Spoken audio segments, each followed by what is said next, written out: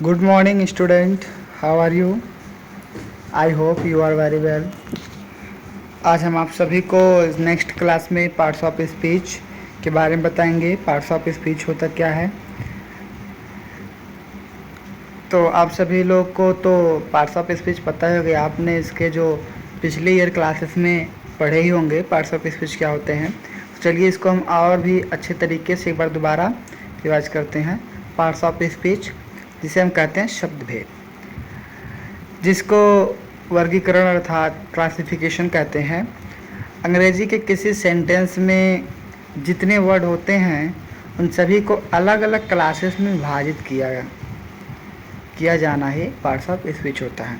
यानी कि जो भी इंग्लिश ग्रामर में जो भी सेंटेंस है ना, उसमें जो भी वर्ड यूज हुए हैं, जितने भी वर्ड उसमें यूज हुए हैं, उन सभी को अलग अलग क्लासेस में विभाजित यानी कि उसको क्लासिफाई कर देना ही, अलग अलग बांट देना ही पार्ट्स ऑफ स्पीच कहलाता है।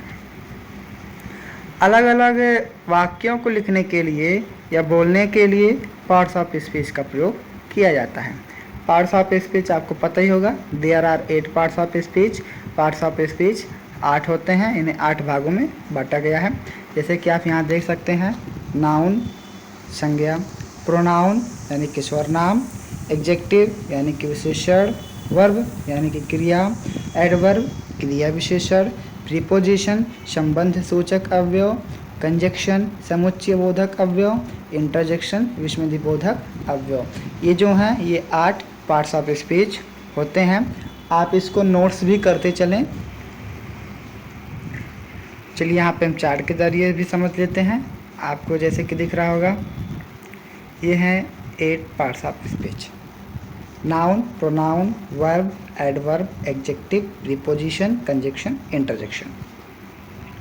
अब चलिए हम इसको एक एक करके विस्तार पूर्वक भी समझते हैं। तो सबसे पहले क्या है noun.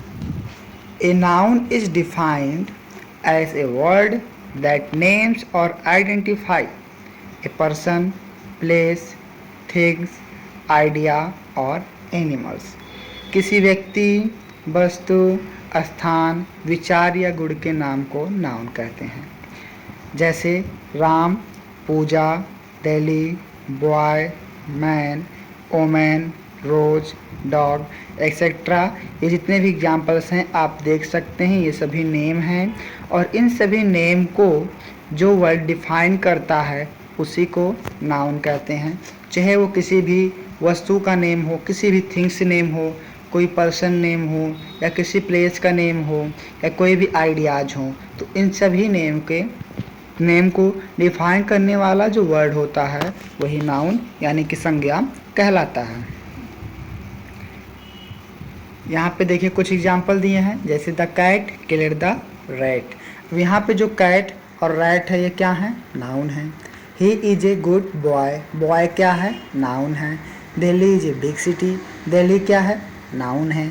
The servant broke the glass, glass क्या है, नाउन है। सर्वेंट भी क्या है, एक नाउन है। सर्वेंट का मतलब नौकर होता है, जो कि एक प्रोफेशन में आता है। This is my pen, pen क्या है, नाउन है। इस प्रकार आप नाउन को समझ सकते हैं। यह है कुछ नाउन के प्रकार।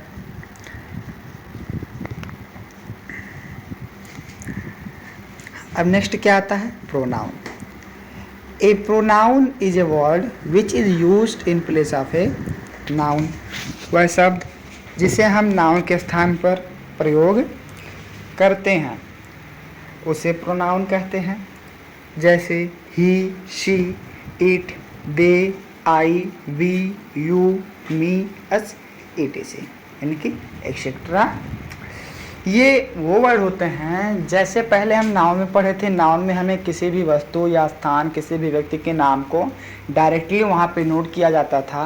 बट अब इसमें क्या करना है, अब उस नाउन के जो नेम है उसको रिप्लेस करके यहाँ पे हम प्रोनाउन का यूज कर देंगे। जैसे जहाँ पे राम था वहाँ पे ही लगा देंगे, जहाँ सीता है वहाँ सी लग जाएगा, जहाँ कोई वस्तु है वहाँ इट्स लग जाएगा। तो इस प्रकार हम वहाँ पे अब नाउन के स्थान पे प्रोनाउन लगा देंगे। जैसे देखिए यहाँ पे है, अमित एक अच्छा लड़का है, तो यहाँ पे क्या है, Amit is a good boy. यहाँ पे अमित का नाम लिया गया है। अब उसी को अगर हम प्रोनाउन में करते हैं तो वह एक अच्छा लड़का है। He is a good boy. यहाँ पे क्या है, अमित की जगह पे क्या लग गया, ही लग गया। तो इस प्रकार प्रोनाउन का प्रयोग किया जाता है। जैसे यहाँ पे एग्जाम्पल्स हैं, Rohit is a good boy. अब रोहित की जगह क्या लग गया, ही इज माई फ्रेंड। यहाँ पे बार बार रोहित का नाम लेने की आवश्यकता नहीं है। इसी प्रकार ये कुछ प्रोनाउन के काइंड्स हैं जिसको हम नेक्स्ट क्लास में देखेंगे। नेक्स्ट क्या आता है, adjective. An adjective is a word that qualities a noun और प्रोनाउन। जो किसी नाउन या प्रोनाउन की विशेषता बताते हों उसे एडजेक्टिव कहते हैं। जैसे उगली, काइंड, लेजी एक्सेट्रा। मान लीजिएगा कोई भी व्यक्ति है या कोई वस्तु है, अगर आपको अच्छा लग रहा है, वो किसी और भी कलर्स में है, तो क्या है, वो एडजेक्टिव आप उसकी जो है क्वालिटी को बता रहे हैं कि यह बोतल है, यह बोतल कैसा है, पिंक है। पिंक क्या है, क्वालिटी है। अच्छा है, अच्छा क्या है, गुड्स क्या है, क्वालिटीज हैं। वह व्यक्ति मोटा है, वह आदमी मोटा है, तो मोटा हमारा क्या है, क्वालिटी है। और एडजेक्टिव का काम ही होता है किसी भी व्यक्ति का या वस्तु का, स्थान की, उसकी सुंदरता, उसकी अच्छाइयाँ को बताना। अब देखिए यहाँ पे एग्जाम्पल के जरिए समझते हैं।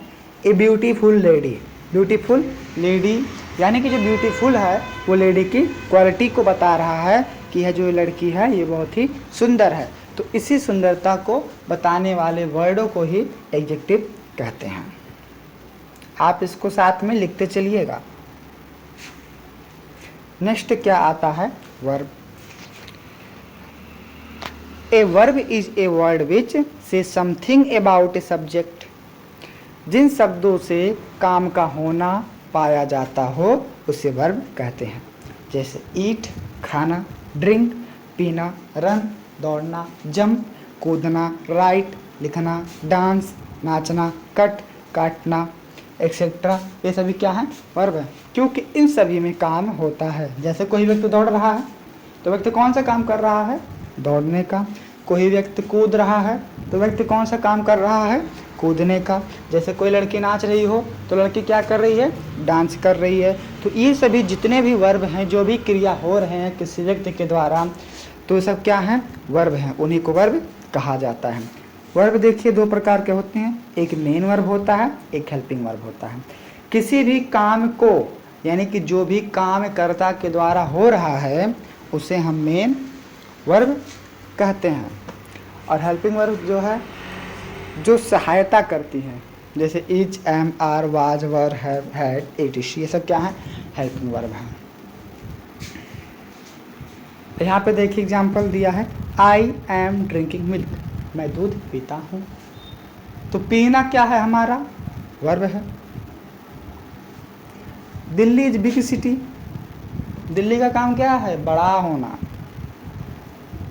तो ये सब क्या है, वर्ब है। जो भी काम हो रहा है, ड्रिंकिंग हो रहा है, गोज है, बिग है, स्पीक है, प्लेड है, सब क्या है, काम है। इंग्लिश को बोलना, क्रिकेट खेलना, बस को जल्दी से जाना, दूध पीना, ये सब क्या है, काम है। तो इसी को वर्ब कहते हैं। नेक्स्ट क्या आता है, अब है adverb. Adverbs are word that modify verbs adjective and other adverb. Verb या एडजेक्टिव की विशेषता बताता हो उसे एडवर्ब कहते हैं। जैसे बाहर, आज रात, जल्दी, जोर। जैसे एग्जाम्पल में दिया हुआ है, very, slowly, gently, late, hard, soon, etc। यानी कि जो एडवर्ब होता है, जो भी क्रिया हो रहा है, जो भी उस किसी भी चीज़ की जो क्वालिटी है, उन सभी की जो क्वालिटीज़ होती हैं उसको डिस्क्राइब करना, उसकी विशेषता के बारे में बताना, उसको मॉडिफाई करना, उसी को एडवर्ब कहते हैं। जैसे कोई व्यक्ति काम कर रहा है यानी कि वर्ब काम कर रहा है। काम वो कैसा कर रहा है, धीरे कर रहा है, स्लोली कर रहा है, तेज कर रहा है, फास्टली कर रहा है, शांति भाव से कर रहा है, साइलेंटली कर रहा है। तो जो स्लोली है, फास्टली है, साइलेंटली है, इसी को कहते हैं एडवर्ब। अब जैसे कोई भी एडजेक्टिव है, वो पिंक कलर है, तो पिंक कैसा है, ज़्यादा हाईलाइट है या लो है, ब्राइटनेस है या ब्राइटनेस है, हाईलाइट है, ये सब क्या है, एडवर्ब हैं। अब देखिए जैसे एग्जांपल में दिया है Ram is running fast, Ram तेज दौड़ता है, तेज दौड़ रहा है। तो फास्ट क्या है? तेज, तो यानी कि दौड़ रहा है राम, तो कैसा दौड़ रहा है? वो तेज दौड़ रहा है। तो तेज हमारा क्या है? एडवर्ब है। इस प्रकार देखिए और भी एग्जाम्पल दिए हैं, आप इसको समझिए और इसमें से भी एडवर्ब को निकालिए। नेक्स्ट अब आता है preposition. Preposition are the word और the group of word which are generally placed before a noun or a pronoun to express its relation with other parts of the sentence। वे शब्द या शब्दों के समूह जो किसी संज्ञा या सर्वनाम और वाक्य के दूसरे भाग के बीच में संबंध को दर्शाते हैं, उन्हें प्रीपोजिशन कहते हैं।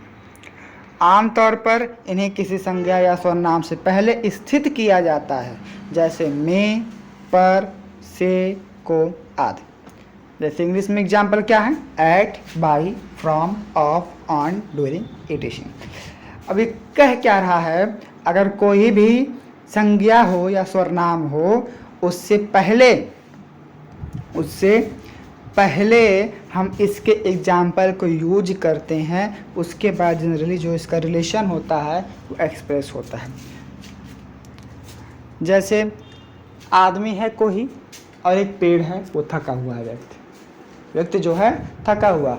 अब जो व्यक्ति है वो पेड़ के नीचे छांव में बैठ गया। तो व्यक्ति बैठा कहाँ?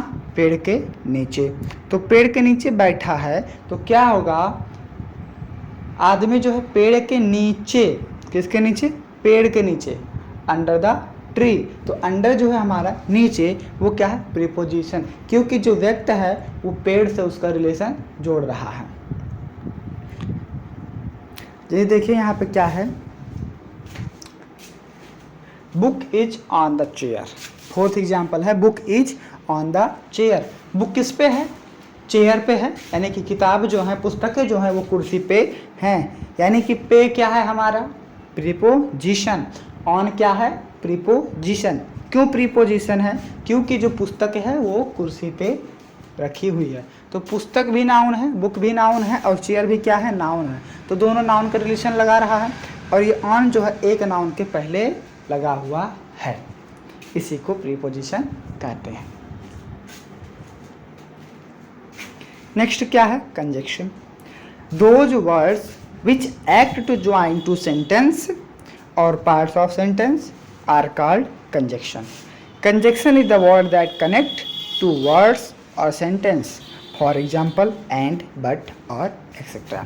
वे शब्द जो दो वाक्यों या वाक्यों के भागों को मिलाने का कार्य करते हैं संयुग्म कहलाते हैं। कंजक्शन वह शब्द हैं जो दो शब्दों या वाक्यों को जोड़ते हैं, जैसे और, लेकिन या आदि। जैसे Ram and Shyam is best friend.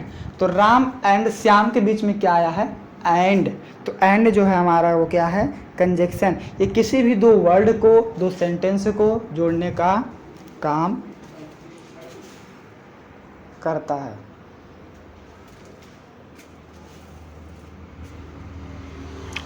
ये क्या करता है?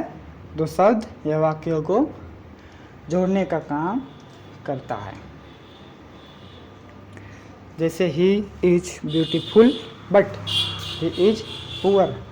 वह जो है सुंदर भी है लेकिन वह पुअर भी है।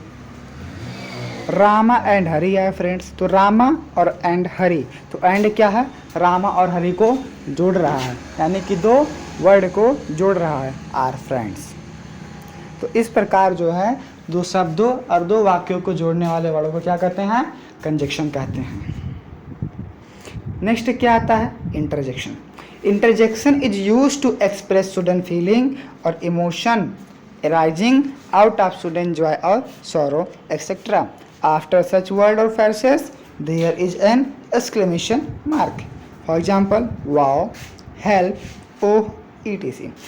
अचानक खुशी या दुख आदि के कारण उत्पन्न होने वाली अचानक भावनाओं या भावनाओं को व्यक्त करने के लिए हस्तक्षेप का उपयोग किया जाता है। ऐसे शब्दों या वाक्यांशों के बाद में एक विस्मयदिबोधक चिन्ह लगता है। आप देख सकते होंगे जब कहीं पे किसी भी चीज़ की आश्चर्यचकित सेंटेंस होता है तो वहाँ पे इस प्रकार का मार्क लगता है। जैसे कोई जा रहा गिर गया, कह दिया आउच। तो आउच ये क्या है? वो दुखद प्रकट कर रहा है कि वह गिर गया, उसे चोट लगी, उसके मन में क्या है? दुख उत्पन्न हुआ। तो वहाँ पे क्या लग सकता है? ये विस्मयदिबोधक चिन्ह लगाया जाता है। जैसे एग्जाम्पल के तौर पे हम देख लेते हैं, wow this is a beautiful place.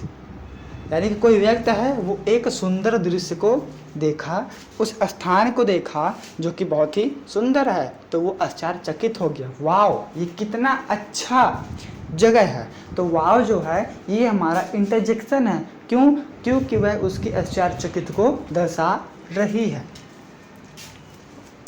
Oh what happen, जैसे आप कहीं जा रहे हैं, कोई एक्सीडेंट हो गया, आपने देखा, तो आप कह सकते हैं ओह व्हाट हैपन, क्या हुआ, ओ माई गॉड। तो सब क्या है? इंटरजेक्शन है। क्यों? क्योंकि ये विस्मयदिबोधक को एक्सप्रेस कर रहे हैं, उसको उत्पन्न कर रहे हैं, ये मन की भावनाओं को निकाल रहे हैं।